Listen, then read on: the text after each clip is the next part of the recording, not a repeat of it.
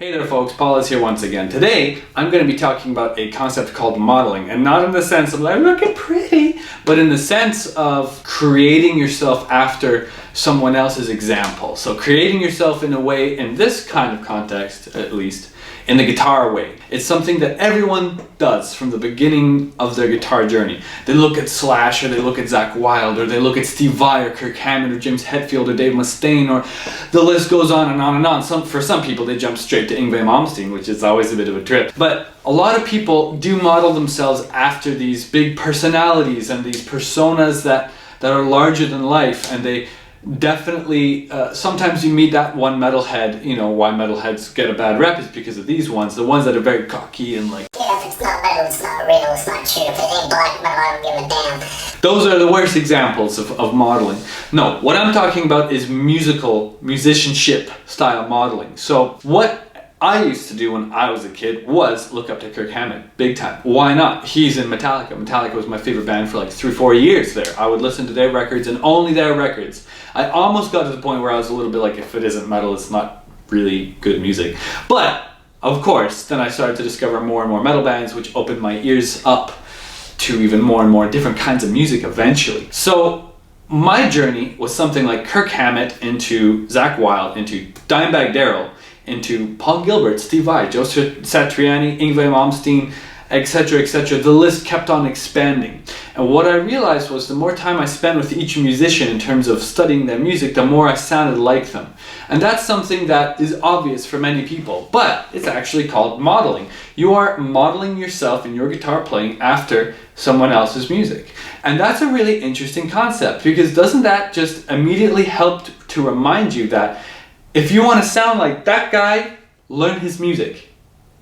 Now, a lot of people might disagree here. A lot of people might be like, yeah, but I don't know the theory because of XYZ, or I don't know how to get those tabs, or there are no tabs, or I have to buy those tabs, in which case, buy the damn tabs, don't be stingy. But at the end of the day, in order to get a feeling of the music that you want to write, shouldn't you have a background?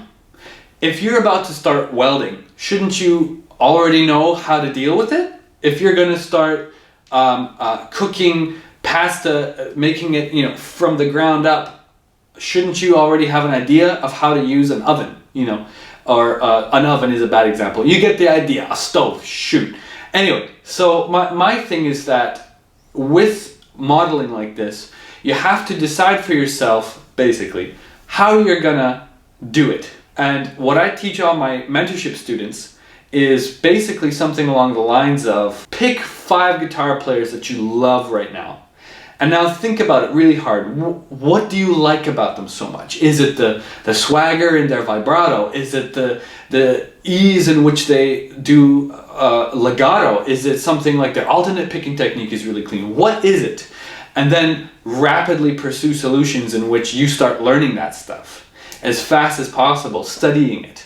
What you end up doing is you end up making your practice a lot more efficient, and you cultivate a sense of excitement with your practice. And what I teach, again, all of my mentorship students, and go a great length at explaining this with them, is basically to get better at guitar, you need to be excited about practicing. That's it, isn't it? Because if you're excited about practicing, you will spend the time. But on top of that, if there is an intensity to your practice, if you know that you only have an hour to do your practice work, the time is running, the clock's running out, you better get on it, right? So for me, it's about intensity and intention. The discipline and the willpower start to kind of be not as necessary because you already are so excited to be there. All that I'm trying to put to you guys or gals or anyone who's watching this is, in order to get good at an instrument, all you need is that excitement, the intensity, and the intention behind it. Why are you learning this, right? Those couple of things will take you so far in 6 months you wouldn't even believe it. And I mean, I basically am an accountability teacher more than anything else. I basically make all my students send me videos every week so that they can see what they were doing 2 months ago, 3 months ago.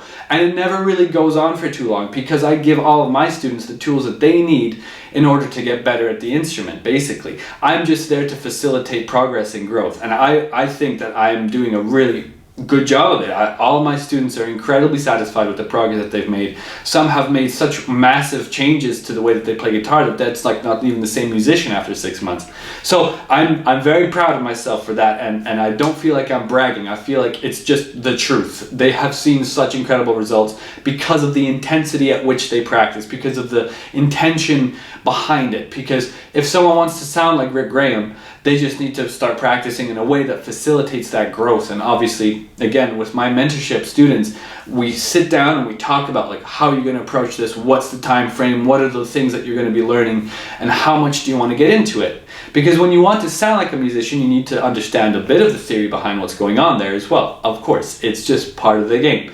And it doesn't have to necessarily be an incredible amount of almost jazz theory. It just needs to be something which makes sense to you, is practical and applicable to what you're doing. So if you want to write a song like an interval song or a Pliny song or a Polyphia song or a Periphery song or an Animals as Leaders song, it is a matter of approach, and it is a matter of studying how they got there.